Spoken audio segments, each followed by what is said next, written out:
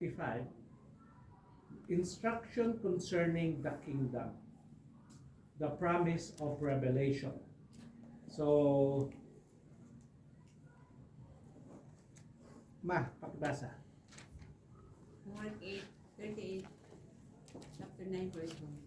For whoever is ashamed of me and my words in this adulterous and sinful generation, the Son of Man will also be ashamed of him when he comes into the glory of his Father with the holy angels. And Jesus was saying to them, truly I say to you, there are some of those who are standing here who will not taste death until they see the kingdom of God after it has come with power. Yan. So, Actually, hindi. We will see. Huwag tayo mauna. So, here, may mga bagay ditong binitawan. Yung this generation. What does the Lord mean, this generation? Sige, pakibasa mo. notice the emphasis on that particular generation in verse 38. For whoever shall be ashamed of me and my words in this adulterous and sinful generation, the Son of Man also shall be ashamed of him when he comes into the glory of his Father with the holy angels. The emphasis is on the particular generation, and even among his believers, those who become ashamed of him will find that Messiah will be ashamed of him at the second coming. This is not as a loss of salvation, but the loss of his place of reward in the Messianic kingdom. Sorry, paliwanag natin. Okay, ha? This adulterous and sinful generation. Ginamit na ng Panginoon yan eh. Ano yung generation na yan? When they rejected the Messiah, that is the same generation.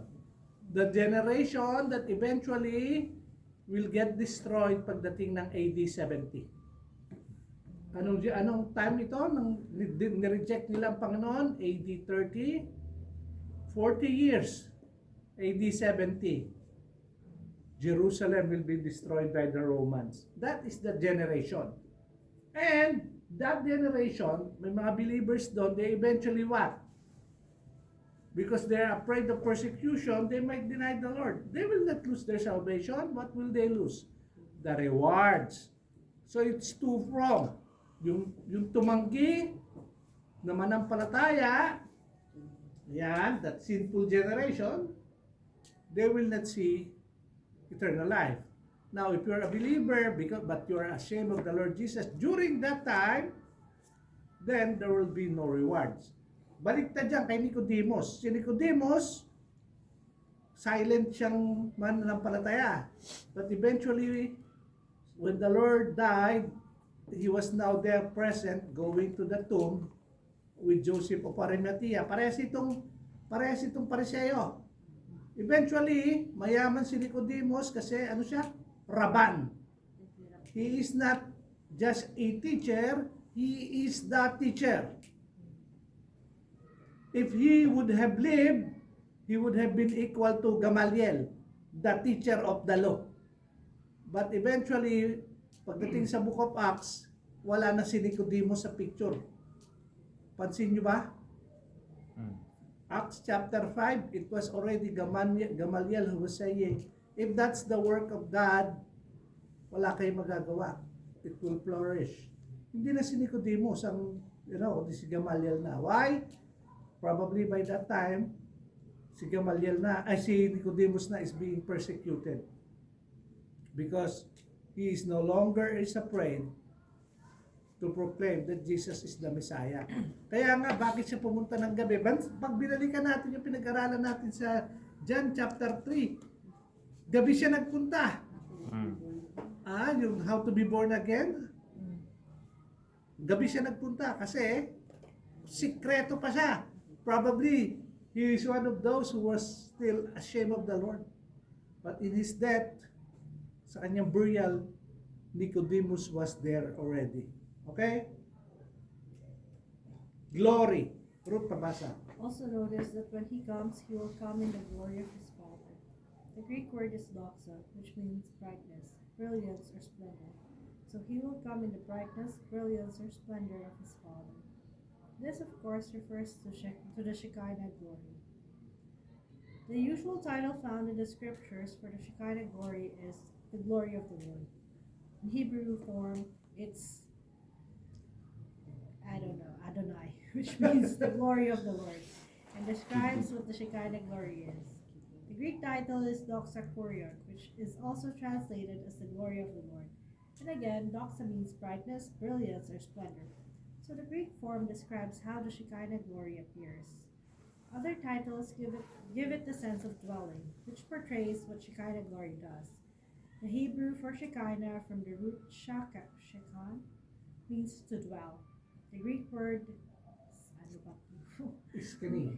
means to tabernacle and is derived from the Hebrew Shekinah. So Shekinah, the glory of the Lord, though it has brilliance, though it has brightness, it has a splendor, but it also means that the Lord will be what? Tabernacling with His people. Saan yung nabasa yan? Saan natin nababasa yan? John, chapter 1, verse 14. And the Word became flesh and dwelt among us, and we beheld His glory, the glory of one and only begotten, full of grace and truth. Bakit sinulat ni John na ganon? Di ba? And then eventually, sa book of Revelation, we will be with the Lord, we will be with Him in all glory, the presence of the Lord. Yung John chapter 14, yung the glory there talks about the Word becoming flesh. He was what? Living with them. And they were able, yung dwell is the same term used for tabernacle. It used to mean dwell. You know, shakan means to dwell. The Word has become flesh and He what? Dwelt among us. Yun din yung term. Kaya when John was saying that, he understood. Nakita ba ni John yung glory? Yes. Yan. Part yan ng pag-aaral natin ngayon. Okay? So tandaan nyo itong Shekinah glory and glory. He will come in the glory of His Father. Mark.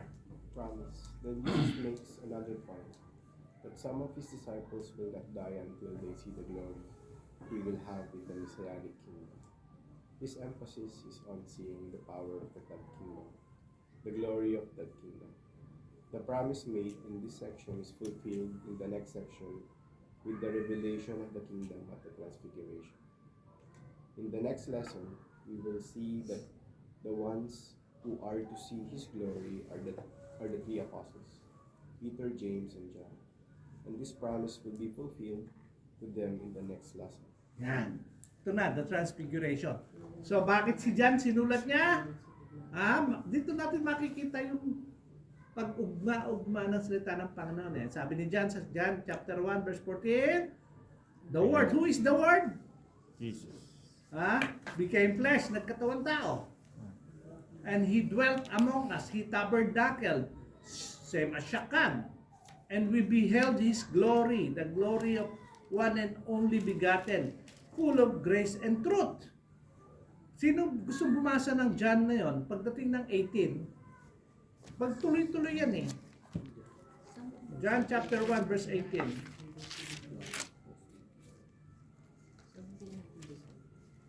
Ano lahat? 18. No one has seen God at any time. The only begotten Son who is in the bosom of the Father, He has declared it. Only the Son. When people, a lot of people misunderstood the bosom. Lalo na yung ang salita ay Tagalog. They understand bosom as what? Sinapupunan. Sinapupunan. Hindi po.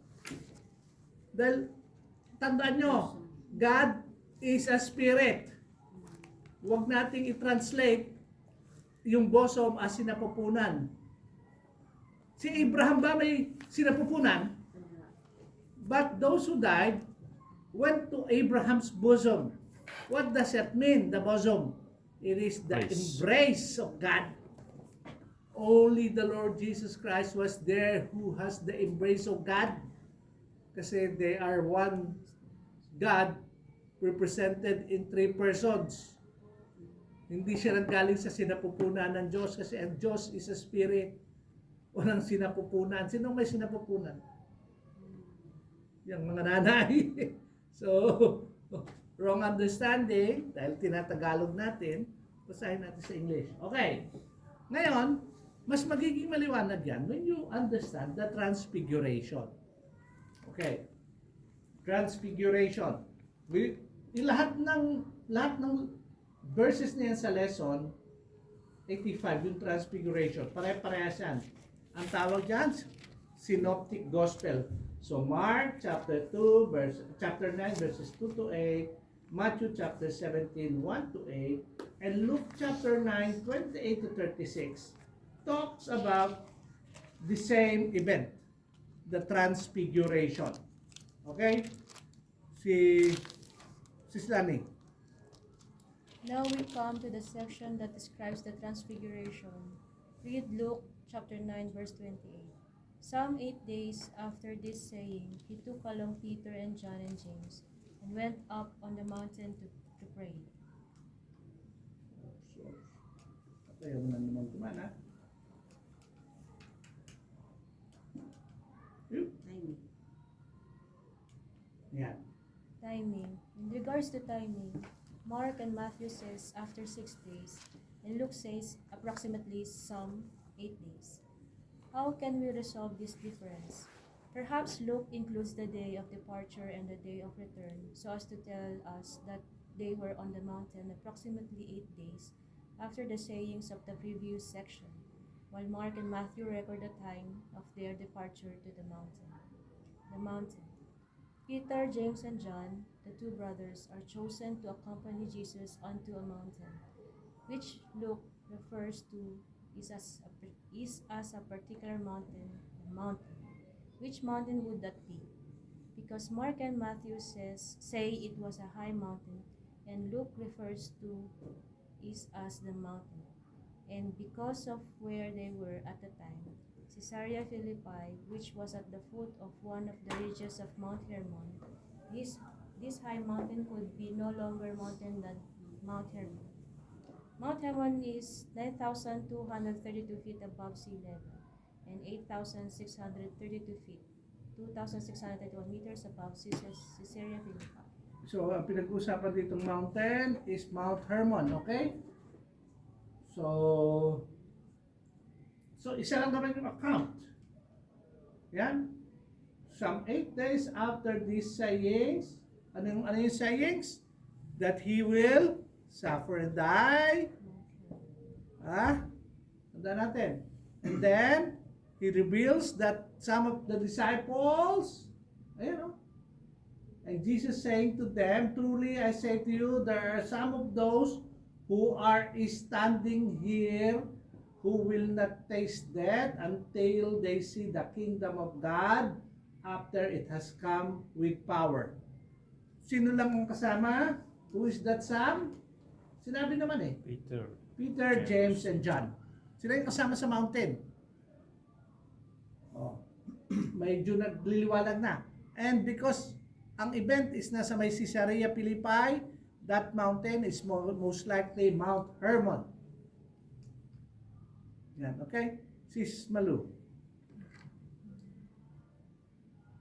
However, if you go to Israel today, they will take you to the Church of the Transfiguration that has been built on Mount Tabor. This Mount Tabor site is about 45 miles from the Mount Hermon site. It was not a high mountain but was a fortified place, for it guarded one of the 7 entrances into the Jezreel Valley. Mount Hermon fits both geographically and contextually and is a place where they would be alone, without crowds around them. That would not have been true of Mount Tabor. Transfiguration. Now to see what happened here, read the next paragraph from all 3 gospel accounts. What is happening here? As Matthew 17:2, his face shone like the sun, and his garments became as white as light. Putting all 3 descriptions together, both his clothing and his face were changed. 1. His clothing became radiant, intensely white as light, and they were dazzling. 2, as his face shone like the sun. Brother Ben. Shekinah. This is similar to the experience of Moses at Mount Sinai in Exodus 32 to 34, where he saw the Shekinah glory of God and his face began to shine. His face was shining with a reflected glory or light, and it was not the source of the light, just as the moon is a reflector and not the source of light. But in Jesus' case, he is the Shekinah glory, and the shining of his face was much brighter than that of Moses. What these three apostles see is the Shekinah glory that Jesus will have in the Messianic kingdom, and this is what was promised to them in the previous section. The physical body of Jesus acted as a veil to veil the brightness of his glory. But here at the transfiguration, his glory is unveiled. Yan. So, now, naalala nyo na yung what's the definition of Shekinah? Brilliance, brightness, ano pa yung Splendor. splendor? So all of those are the picture na nakita nila Matthew. Okay? Ano sabi niya about yung description niya na makita niya ang Panginoon sa Mount Transfiguration? His face shone like the sun. Have you ever tried looking directly at the sun? Masakit sa mata. Diba? Oh. Yung moon, nakikita natin eh. Okay lang tingnan ng moon eh. Kasi reflection lang yan. But the Lord Jesus Christ, His face was like a sun. Okay? His garment became as white as light. Saan niyo pa nabasa yung mga yan?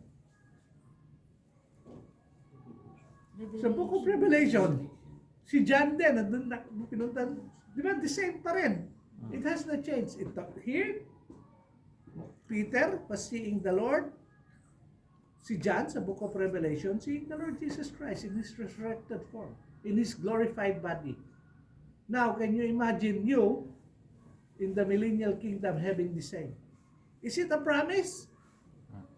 Is it not available for us when we see the Lord? Hindi.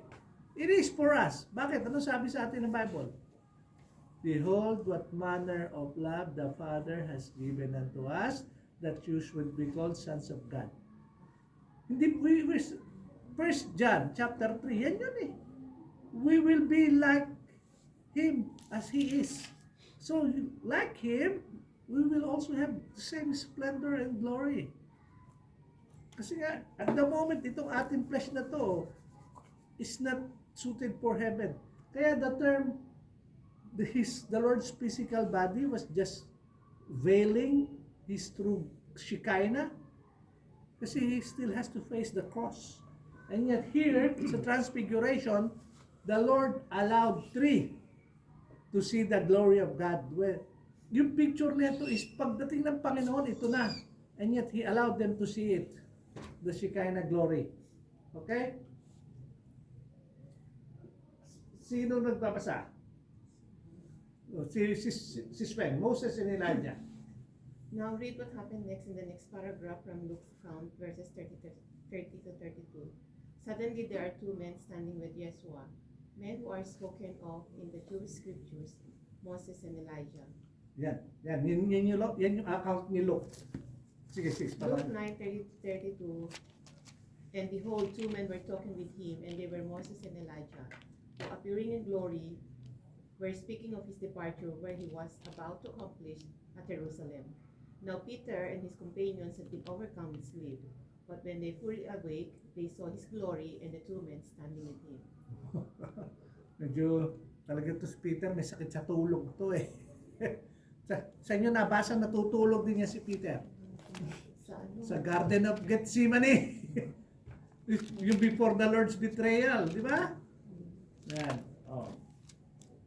The topic of discussion. While all three Gospels tell of their appearance, only Luke tells us the content of the conversation which took place, what they were speaking about. The topic of their discussion was Jesus coming then in Jerusalem. The word for departure here is exodus, same word used for the departure or exodus from Egypt. And just as the departure of Israel from Egypt meant liberation from slavery. So his departure by death will mean liberation in two ways. Liberation, Exodus, departure. Ha? Kaya nga, ang Bible talagang ano yan. Bakit nung mag-depart sila, ano yung unang-unang ginawa ng mga, anong pinagawa ng Panginoon sa kanila, ng Diyos sa kanila? They celebrated what? Passover. Why? Why the celebration of Passover? Kasi death will pass over them. Ano bang huling curse na ginawa ng Diyos through Abraham, through Moses sa Egypt? The Firstborn. death of the firstborn. Firstborn ng Egypt. lahat ng animals, tao. Pati pala. Oh, pati animals. So, but nag-Passover, ano kailangan lang ano? They have to prepare what? Lamb. A lamb. Then yung blood will be placed sa mga doorpost. So the angel of death will pass over them. Then, doon na sila mag-start ng Exodus. Kasi doon na. Eventually, yung mga taga-Egyptians, lahat ng kayamanan nila, ibibigay na sa kanila, lumayas lang sila eh. So yun ang picture. And yung picture na yan, they were talking about his departure, sabi niya. The two men were talking with him. They were what? Moses and Elijah, who appearing in glory were speaking of what? His departure, which he was about to accomplish at Jerusalem. So even itong verse na to, talks about the Lord's impending death. And that Exodus, his departure by death, will mean liberation in two ways. Okay, sis, tapusin mo na yung basa niyan. For Jesus, Yeah, for Jesus. For Jesus, it will liberate him from the limitation of his humanity. And for the believer, it will liberate him from his enslavement to sin, the world and the devil. Yeah. Promise Okay? fulfilled. At the end of verse 32, when the disciples were fully awake, they saw his glory, fulfilling his promise in lesson 84. Tabernacles. Now read about Peter's response in Luke's account, verse 33. And as these were leaving him, Peter said to Jesus, Master, it is good for us to be here. Let us make 3 tabernacles, one for you, and one for Moses, and one for Elijah, not realizing what he was saying. Okay? See? Once again, Peter speaks up, and he makes a suggestion to Jesus. Let us make 3 tabernacles, one for you, and one for Moses, and one for Elijah. Now, why would he say that? What do you think could be going through his mind as he says it? If we consider what Peter knows and understands at the time, we will see that his response actually makes sense. So what is that he understands at the time, and what is that he does not yet understand? Yan, okay. So si Peter, meron siya sa kanyang kaisipan. Tandaan nyo, anong gusto niya? Magkaroon ng taglit ng dwelling. Tabernacles. Tabernacle, dwelling. Anong para kanina? Sa Panginoon, kasi he has seen the glorified body. Para kay Moses, para kay Elijah. Sa kaisipan niya, make sense yun. Okay. Basahin natin. Okay, si Brother Joel. What Peter understands. He does understand 3 things that lead him to suggest he build 3 tabernacles. Number 1, Jesus is the Messiah, and that he is seeing the glory the Messiah will have in the kingdom as well as was recently promised. He also knows that the Feast of Tabernacles will be fulfilled in the Messianic kingdom when it will celebrate each year by all nations. Read Zechariah 14:16 to 19. Then it will come about that any who are left of all the nations that went against Jerusalem will go up from year to year to worship the King, the Lord of hosts, and to celebrate the Feast of Booths. And it will be that whichever of the families of the earth does not go up to the Jerusalem to worship the King, the Lord of hosts. There will be no rain on them. If the family of Egypt does not go up or enter, then no rain will fall on them. It will be plague which the Lord smites the nations who do not go up to celebrate the Feast of Booths. This will be the punishment of Egypt and the punishment of all nations who do not go to celebrate the Feast of Booths. Nang by the way, yung Feast of Booths and Feast of Tabernacles, isa lang yon. Itong picture na to is prophecy na sinulat ni Zechariah about the millennial kingdom. Pansin nyo, even ang Egypt by this time, tandaan nyo, this is just a prophecy. What he was saying is that sa millennial reign of the Lord, every nation will gather to celebrate the Feast of Booths or the Feast of Tabernacles. Kung hindi pupunta ang nation, tandaan nyo, 1,000-year reign yan.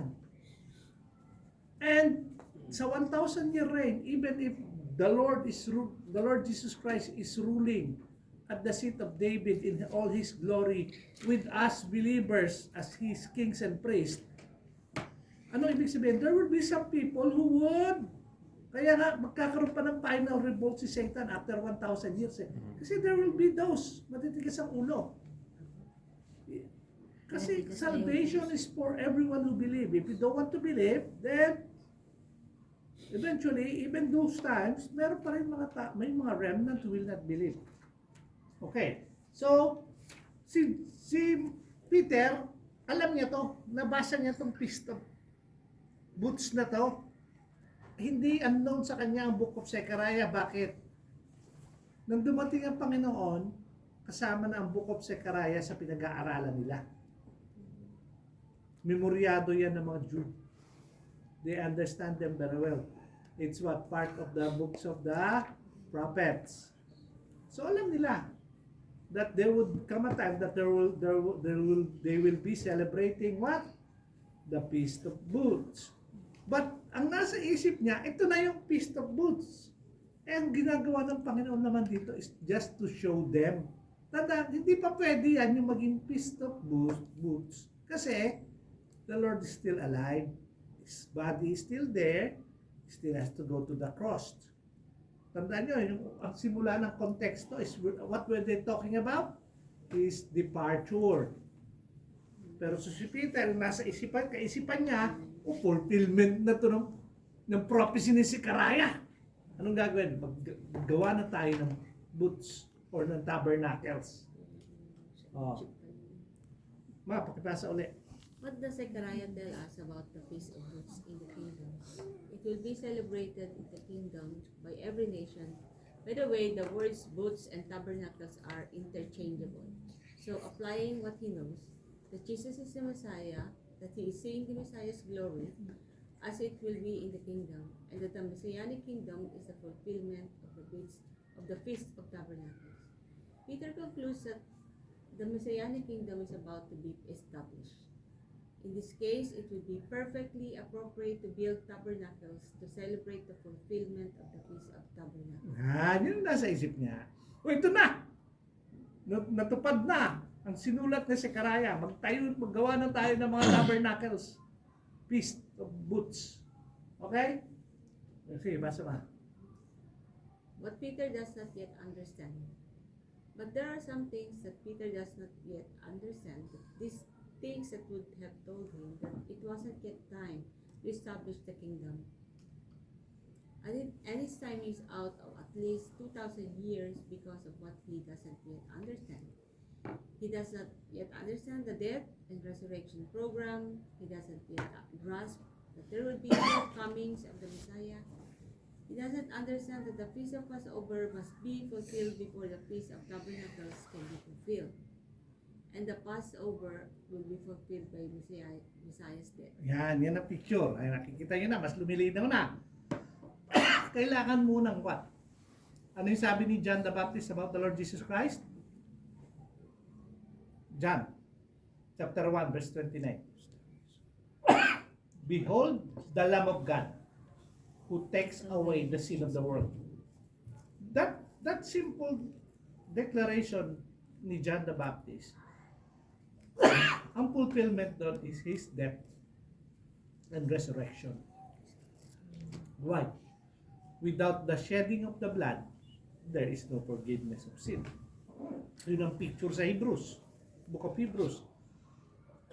So, kailangan munang ma-fulfill ang the Feast of Passover, which is the Lord's death, hindi pa nangyayari sa Transfiguration.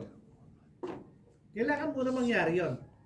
Feast of Passover, the death of the Lamb, and the resurrection of the Lamb, then magkakaroon na ng Feast of Tabernacles. Hindi pa hindi pa masyado maunawaan ni Peter yan eh. Kaya, maunawaan nyo na ngayon kung bakit maski dun sa kanya crucifixion, anong ginawa ni Peter? Nung si ang Panginoong Jesus nandun sa court ng high priest, he denied the Lord 3 times. Kasi medyo hindi pa ganun kalinaw kay Peter eh. Una-una, wala pa rin naman sa kanya yung promise of the Holy Spirit. Kasi ang dating ng Holy Spirit is, though the Lord is giving them from time to time the power of the Holy Spirit, the real power of the Holy Spirit will come. The permanence. Tandaan niyo yung Old Testament, the Holy Spirit can be removed from a person by God. Sino tinanggalan ng Spirit? Kilala.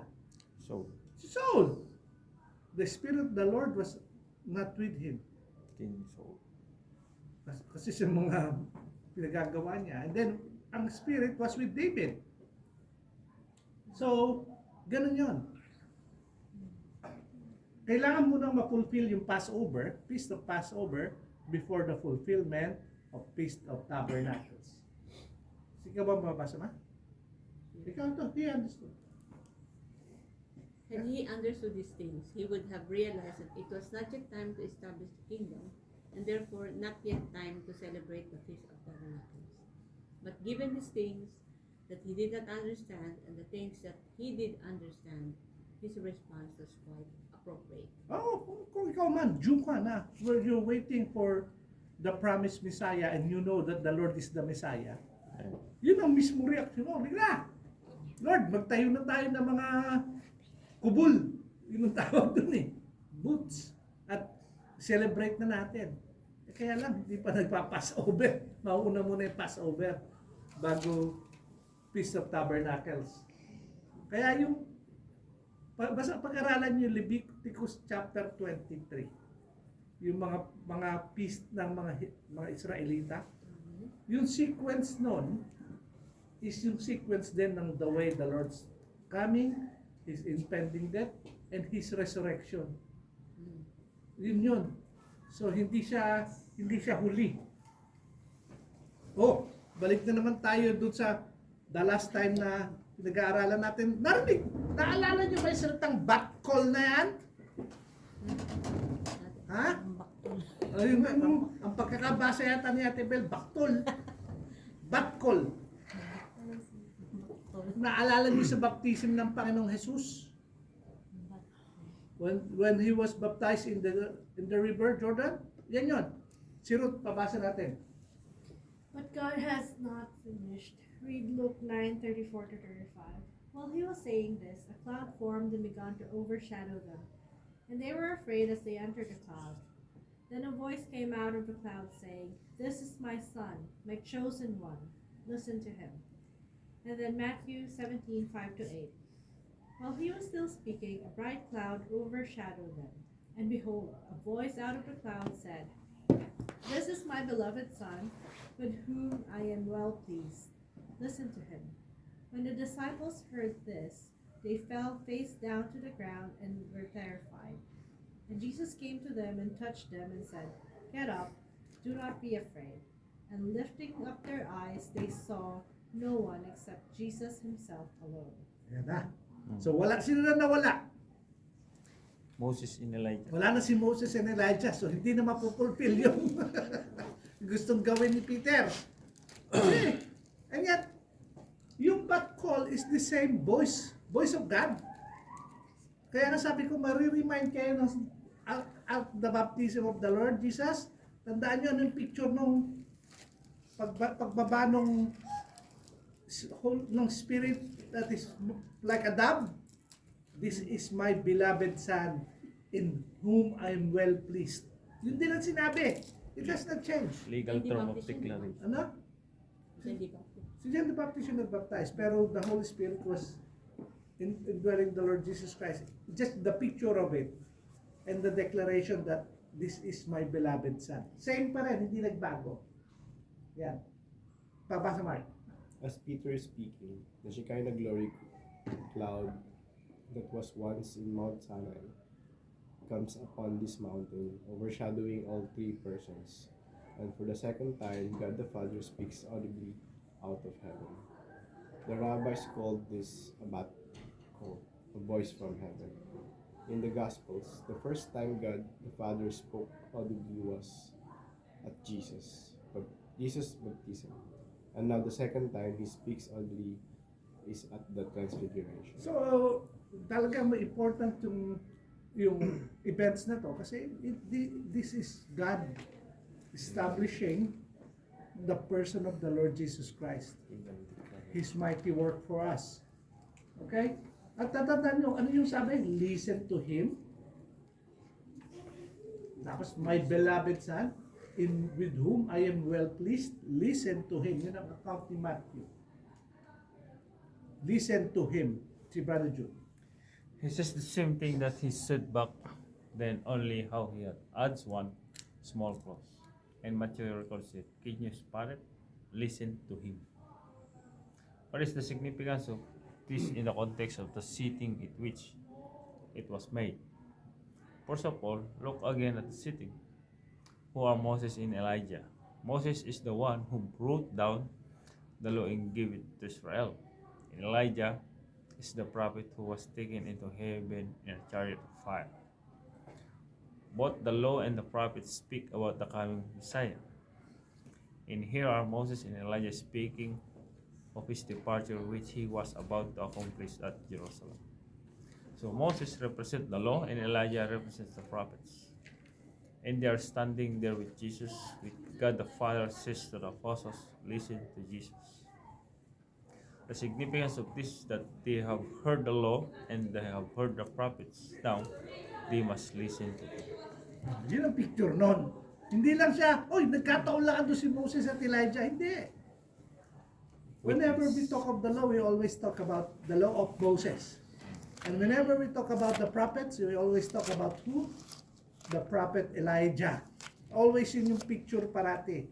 Though there are great prophets of old, Isaiah, Jeremiah, Zechariah, and yet, when we talk about the prophet, the one that, kasi dalawa lang naman, who has not tasted death? Sino lang?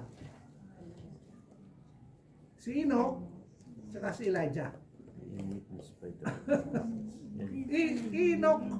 Enoch walked with God, and he was gone.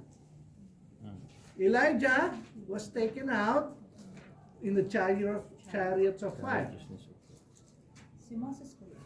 And he died in the mountain of Nob. Nilibing siya ng Panginoon. But nobody saw his body, but it was the Lord who buried him. Kasi yung term nila doon sa Old Testament is, and he was gathered with his people. Ibig sabihin, yung kanyang mga kapalahe, who was part of his people. Si Aaron has died, he was part of his people. He was gathered, so he died with them. Yun ang picture parati. Si Elijah lang ang hindi. He went straight to heaven in the chariots of fire. Yung mga yun, ba't inaalaw ng Panginoon ipakita yan? It's a picture of rapture. That there is. Ano pa yung mga picture ng rapture? Si John, sa Revelation, chapter 4, he was lifted up to heaven to see the heavenly things. Si Paul, he was lifted up to the third heaven, 2 Corinthians chapter 12. Philip. There are pictures. Si Philip naman is tineleport lang ng Panginoon. From one place to another. Si Philip. Okay? So, importante yun. It's not just a picture of, ando si Moses at Elijah. Hindi. And even if there's Moses and Elijah, ang picture nito is, bakit? Ba't importante ito sa mga disciples? Ano ba sila? Ano ba si John? James, Jews. at si Matthew, Jew. To them, it's about the law of Moses and the prophets. Now, he was being told, listen to Jesus. They must listen to the Lord. Okay? Synthesis. Final revelation. He will be the final revelation of God to man. Hebrews chapter 1, verse 1 to 3a also indicates this. Let's read. In the past, God spoke to our ancestors through the prophets at many times and in various ways. But in these last days, He has spoken to us by His Son, whom He appointed heir of all things, and through whom also He made the universe. The Son is the radiance of God's glory and the exact representation of His being, sustaining all things by His powerful word. The NIV brings out the contrast quite well, and the contrast is between the past, when God spoke at many times in various ways, and the present, when He spoke to us once and in one way by His Son. Yan. So it's important. Ha? Anong yung book for ng Hebrews? It's for them, the Jews, who immediately understand about the book of the law and about the book of the prophets. But by now, he is speaking about to us through whom? Through His Son, the Lord Jesus Christ. Tandaan niyo to. Verse 3. The Son is the radiance of God's glory and the exact representation of what? Of His being. Whose being? God's being. Who's sustaining all things? By His powerful word. Who is sustaining all things by His powerful word? The Lord Jesus. So, here you can see the triune God at work. Okay? Again, these apostles have heard the law and the prophets, and now they are told they must listen to Jesus, God's beloved Son and chosen one. Sis Lorena. Saan ko yan? Yan. Emphasize. So, and to emphasize the point, in Matthew verse 8, when the cloud lifts, they saw only Jesus. Moses is gone, and Elijah is gone, and only Jesus remains. Now they have heard the law and the prophets, and they are gone. For Moses represents the law, and Elijah represents the prophets. And now God's instruction is, hear Jesus along the law and prophets spoke. Yeah. Theological implications. Let me give you the 5 theological implications of transfiguration. Messiah. The transfiguration authenticated the messiahship of Jesus. He was rejected by men, but accepted by God the Father. His messiahship was authenticated here both by the Shekinah glory and by the voice of God the Father. Kingdom. It anticipated the coming of the earthly messianic millennial kingdom. As promised in lesson 84, they saw the glory He will have in the kingdom. While at the time Peter thought that the kingdom was coming then and there. He later understood this event to be a preview of the Messiah's power and majesty in the coming messianic kingdom, and he would describe it in his preaching. He wrote in 2 Peter chapter 1, verse 16 to 18. For we did not follow cleverly devised stories when we told you about the coming of our Lord Jesus Christ in power, but we were eyewitnesses of His majesty. He received honor and glory from God the Father when a voice came to Him from the majestic glory, saying, This is my Son, whom I love. With Him I am well pleased. We ourselves heard this voice that came from heaven when we were with Him on the sacred mountain. So, sinulat siya ni Peter. So, dito naunawaan na ni Peter kung sino talaga tong the Messiah that he is with. Hindi na, ngayon mas maliwanag na sa kanya who the Lord Jesus Christ is. Ano sabi niya? For we did not follow cleverly devised stories when we told you about the coming of our Lord Jesus Christ in power, but we were witnesses of His majesty. So, when the apostles were talking about the Lord is coming back, hindi to katang-isip. Kasi na-experience ko na to. Kumbaga sabi ni Peter, hindi to kwentong kutsero. Kasi ako nandun ako eh. I have seen His glory. I have seen His power.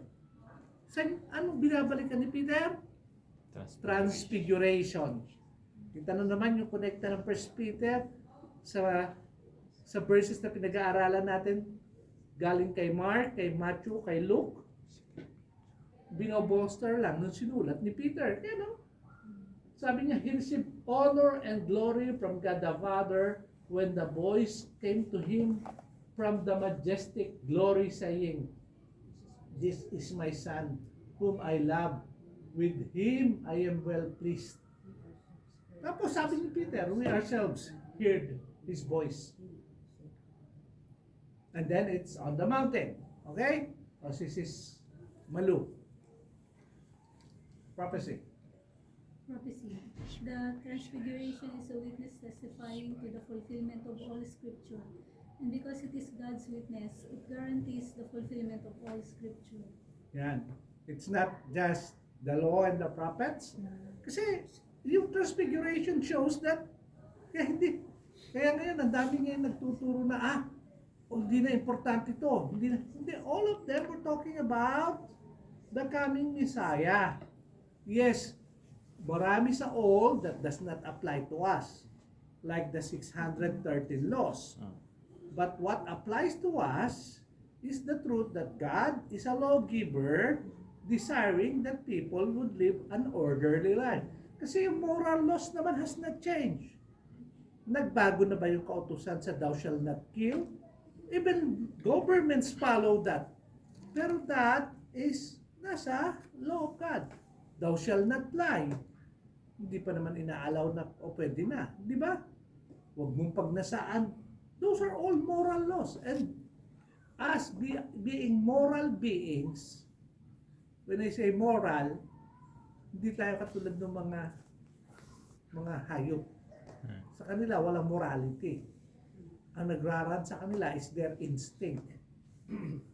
Ang leon, hindi sa kanya bawal kumain. Tao ka man o hayop. Bakit? Yun yung ang instinct niya. Tayo, hindi pwede. Pag ginawa natin yon, cannibalism. At we cook. They don't cook, they eat raw. Different. Kasi may moral beings tayo. So the moral laws applies to us. The law of the prophet, the law and the prophets continues on. Okay? O yan. Sis, pabasa. Malinipis ang sulat, kaya kailangan ng salamin. Moses represents the law and Elijah represents the prophets. And the content of their discussion was his coming death, which is also the content of the writings of Moses and the prophets. The presence of Moses and Elijah with Jesus discussing his coming death represents the fact that the Old Testament speaks of his death and that Jesus came to fulfill all the law and the prophets said. In other words, he is the Messiah who was to come, and he will fulfill all that was written about the Messiah. The point being made here is that the fulfillment of prophecy is certain because the content of prophecy is actually a record of God's intention. And because it is his intention, he will carry it out just as he has described through the prophets. This is also Peter's deduction. As we read in 2 Peter 1:19, 21, 19, we also have the prophetic message as something completely reliable, and you will do well to pay attention to it. As to a light shining in a dark place until the day dawns and the morning star rises in your hearts. 20. Above all, you must understand that no prophecy of Scripture came about by the prophet's own interpretation of things. 21. For prophecy never had its origin in the human will, but prophets, through human, spoke from God as they were carried along by the Holy Spirit. The coming of the Messianic kingdom is certain, And all the prophecies of Scripture are certain to be fulfilled because this is God's intent. Brother Erwin. Life after death. The transfiguration is a pledge of life beyond the grave. Moses and Elijah are there. Moses was someone who did die. Elijah is someone who did not die. Moses represents the saints that are to be resurrected from the dead. Elijah represents those that will be translated alive. In translated alive, ano yan? Rapture. Rapture. Okay? Oh, sige ba, bro? Either by resurrection or by translation, there is a life beyond the grave. Notice that Luke record that Moses and Elijah appeared in glory. They have already been glorified. Elijah will come again, but he cannot die again because he has already been glorified. So he is not one of the two witnesses of Revelation. Number 5. Measure of his love. It is a measure of his love for us. It shows what it cost him to come. He had to veil his glory twice. First at the incarnation, and secondly as he comes down from this mountain. Only with his ascension was his glory unveiled forever. When John sees Jesus in his vision of Revelation 1:12-16, Matthew 24:31-46, he sees him in the fullness of his Shekinah glory, no longer veiled. When Jesus returns at his second coming, it too will be with his unveiled glory. He will come with power and great glory in the clouds of heaven. The clouds themselves represent the Shekinah glory. Yan, okay? So, titigil na tayo dyan. Dahil meron pang susunod dyan, instruction concerning Elijah. Napapansin niyo ba sa Bible niyo o binabasa niyo lang?